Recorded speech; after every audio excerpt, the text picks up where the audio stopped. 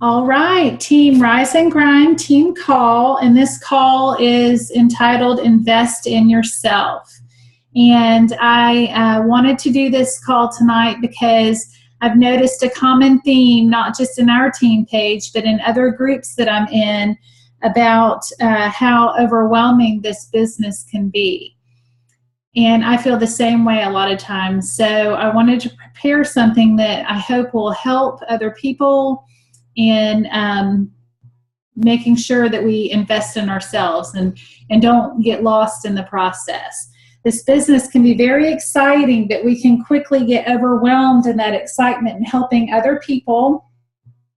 And this business can be very addicting, and we just have to be certain to continue to invest in ourselves. All right, so how do we invest in ourselves? Well, the first thing that I'd like to ask is, how much rest are you getting? If you're ever feeling agitated or negative, I want to ask how much rest you're getting, because that's something that we tend to skimp out on ourselves, is on sleep. And most people require 7 to 8 hours of sleep. So I would recommend that if you're not getting 7 to 8 hours, give it a try and see if that helps, see if it helps you feel better. And also making sure that our sleeping environment is what it needs to be. Make sure that it's of quality as well. If we're waking up every time our phone dings or vibrates, then we're not really getting that good quality deep sleep. And I am just sharing something that I have done myself. I had to look at, my bedroom and make sure it was dark enough, and I had to turn off my phone. My husband complained that even when I had my phone on vibrate, if somebody commented on something or my notifications went off in the middle of the night, it would, even if it didn't vibrate, it would turn that light on, and sometimes it would wake him up. So little things like that. Just make sure that you have a good sleep environment, that you can get that good quality deep sleep. All right, number 2, I recommend making weekly fitness goals for yourself. Not a certain amount of weight loss, but more geared towards knowing exactly which exercises that you will be doing each day. There are printable calendars that you can find online if you have a particular program that you're using. If you just, some of Team Beachbody has some of those, or if you Google it, sometimes coaches have made them available out there on Pinterest or different avenues like that, where you can even just print out like a month and write down which exercises you're going to do. There's an urgency and a satisfaction in marking off our workouts on a daily calendar.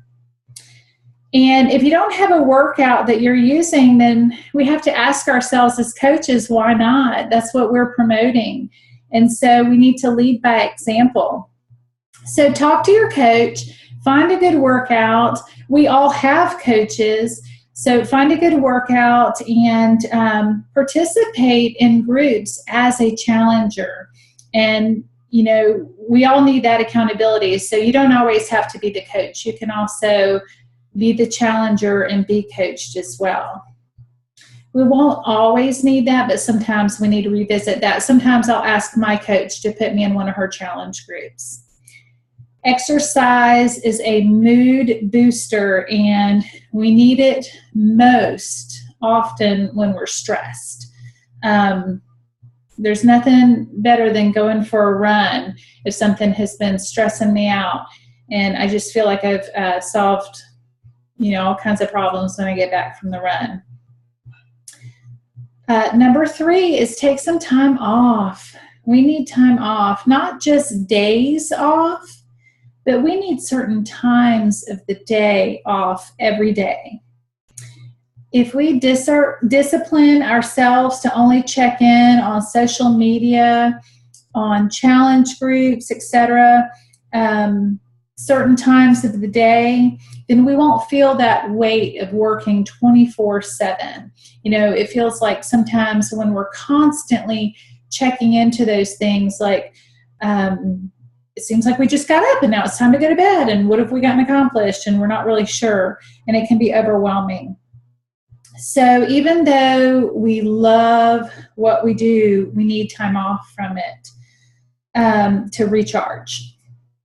An example is, I love peanut butter. But if I ate peanut butter all the time, every day throughout the day, I wouldn't love it as much. So we have to limit ourselves on those things that we love. So even though we love checking in our challenge groups, we love checking in on all of our notifications and our challengers and what the other coaches are doing and our team page and all those different things, it's better if we can discipline ourselves. And I go in phases in and out of this where I'll be very disciplined on this for a week or a day, and then I'll be just like everybody else and just checking constantly. But I find that I feel best when I do it on that schedule. If I check it like in the morning and maybe midday and then the evening. I would really like to do like a morning evening check-in, but I don't know if I could stay away that long, so we shall see. All right, also plan days off. It's not easy, but it is possible. People can wait. I have gotten better about this one. Unless I'm waiting on an answer from somebody, sometimes I just let the messages wait. Nothing is going to be that urgent. If they're going to pass up on a sale because I didn't respond back to them quick enough, then they're not really the right fit for me anyway. So people can wait, and it is worth it. People will really learn to respect you when you set those boundaries. Remember, one of the benefits to coaching is that we design our lives. So we sometimes have to remind ourselves not to become a slave to coaching. People respect us when we have those boundaries. I remember Scotty Hobbs, he's a coach that I like to follow on Facebook, and he works inside the home as a coach, and his wife she's a coach too, but she works outside the home, and they just had their 5th child. And he said he checks his stuff in the morning and he checks it again later in the evening.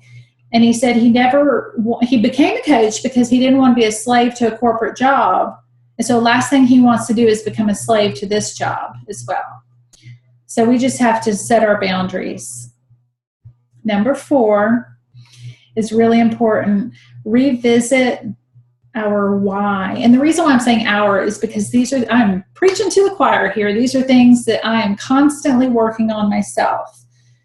I have not mastered these. These are things that I'm learning as well. We need to revisit our why. If we are not strongly connected to our own personal why, then we will begin to feel resentful and we'll question everything when we continue to hear the word no. We hear the word no a lot in our business.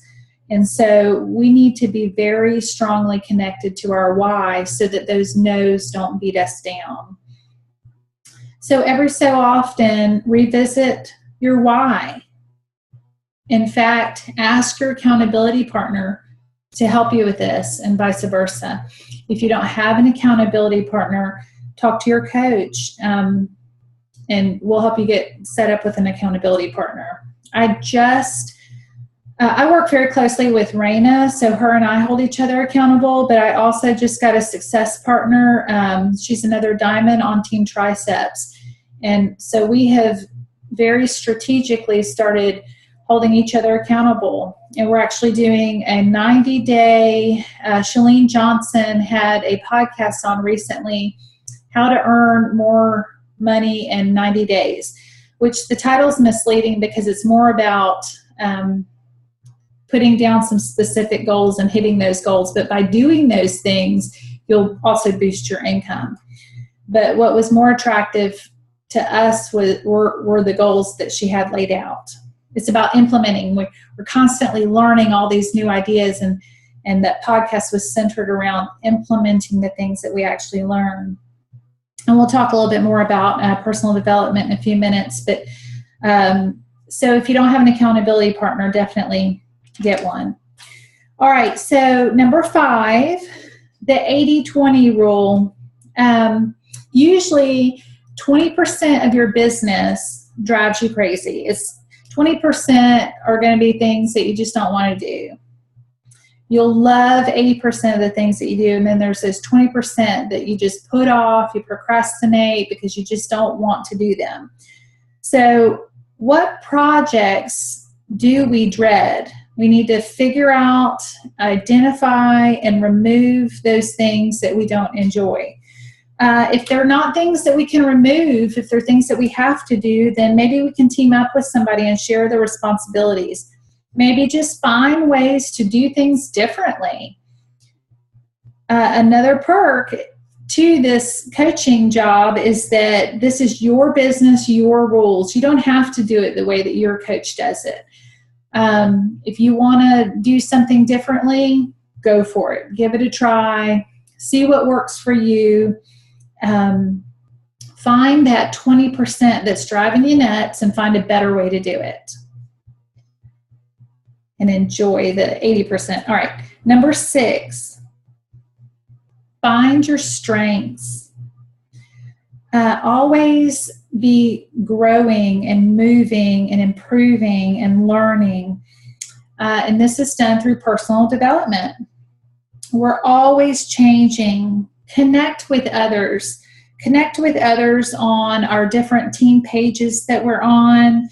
Once you graduate Rock the Basics, we put you into Team Triceps, which is my coach Sarah's team page, and there's like 1,000 coaches in there. She has over 2,000 coaches, but I think in that team page, there's like some of them have broken off and gotten out of that and just gone on their own team pages. But I've really benefited from connecting with some of those other coaches.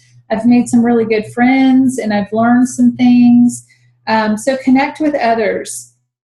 And I encourage you to participate in team calls. I have actually had the pleasure of leading some other team calls. I've been swapping out team calls with some other coaches. And so, ask another coach if you can get in on their call, just to sit in and see what it's like and learn. So take advantage of what those other coaches have to offer. There is a lot of information out there. Also, there are videos on YouTube. It doesn't have to always be reading a book. There's all sorts of podcasts. Ask other people what they're watching, what they're listening to, and what they're reading. But always be trying to improve, because that makes us just more positive. And that leads into number 7, accentuate the positive. Look for things to be vocally thankful for. Too often it's our tendency to focus on the negative. I do this, I'll let things that are bothering me just weigh on my mind. So we have to be intentional about this sometimes, to look for the things to compliment other people on and thank other people for. This is a mood booster also. When you're looking for things to be happy about. Exercise is another, mood booster. So those things go hand in hand. When you're exercising, you feel better. When you're looking for the positive, you feel better. So I just encourage us to do that. And sometimes those things, like I said, have to be intentional. Sometimes we have to remind ourselves, Kylie, I've been kind of negative lately. In fact, that's what I told my success partner. One of the things in Shalene's 90-day, the podcast that I was talking about, she asked us what we were going to give up. And I immediately knew, okay, for September, I'm going to give up negativity. And that sounds a lot easier than it is.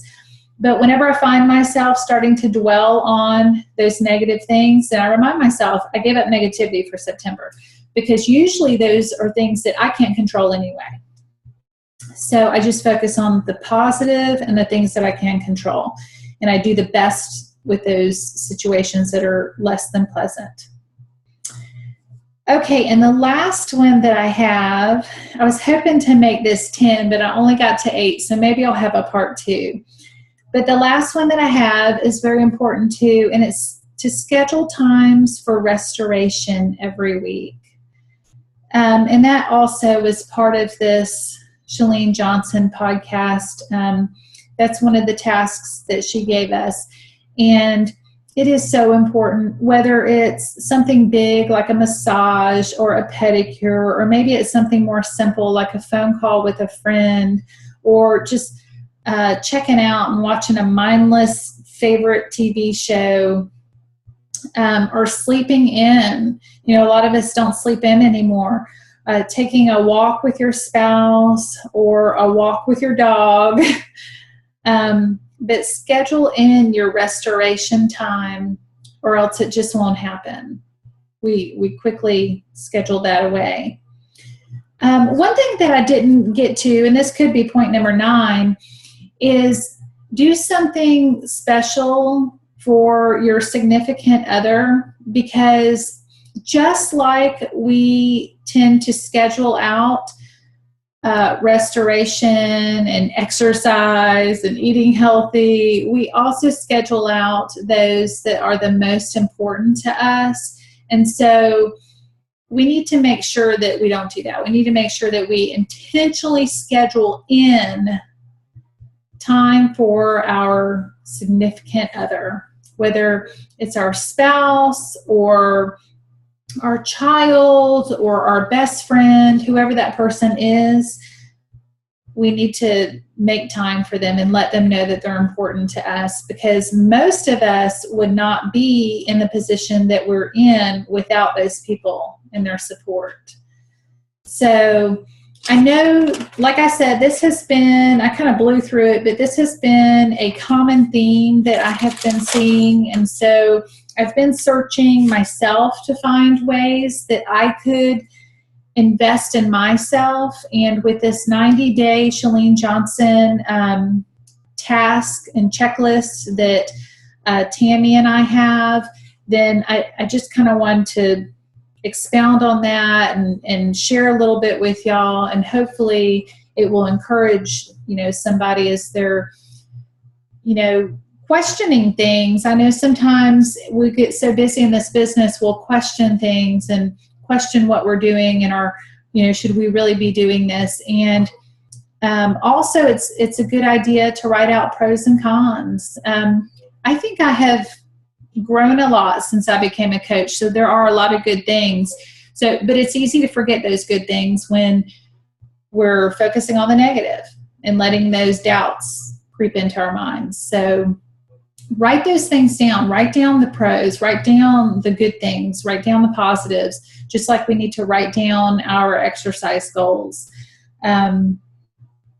Schedule in the positives, so that, the negatives come naturally. All right. Well, that's all I had for tonight.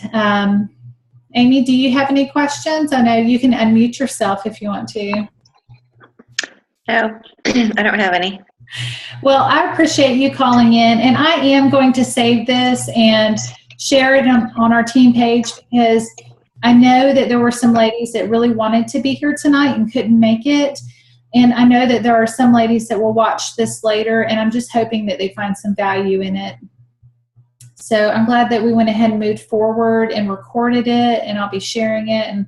And you never know, something that you heard tonight may, you may remember it later. So we have different seasons in our coaching, and so maybe later, when things start happening and you start questioning things, and you'll remember, hey, wait a minute, I need to go write down those things. So, hey, Sherry, well, we're just wrapping up, but we did record it, and we're going to share it in the team page.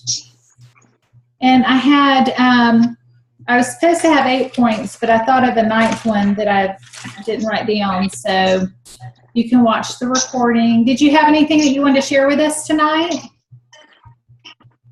No. I just ran in and made me a salad and sat down. So I know you were rushing home, and I appreciate you jumping on. Even I told Sherry when she messaged me, I said, even if you're late, feel welcome to jump on. So I appreciate it. And Sherry is actually going to lead our call next week. Next week. Yeah, next week, a week from today. So that's exciting. And then Just don't let me forget. Don't let me forget. Hopefully I won't go run an errand and not get home until 8 o'clock. Yeah. So Sherry's going to lead our call, and it's going to be on turning leads into challengers and challengers into coaches. So that's going to be exciting, Amy. That's like what I had talked to you about earlier, those leads that you get. Sherry has been successful in turning leads into challengers and those same challengers into coaches. So, and then in a couple of weeks, on October the 5th, we'll have a guest speaker. So I'll announce that soon too. I'm going to try to have a guest speaker once a month. I've already got that one lined up. All right, ladies. Well, if y'all don't have any questions, I'm going to let y'all go, but thank you for calling in. Good night. All right, y'all have a great night. Bye.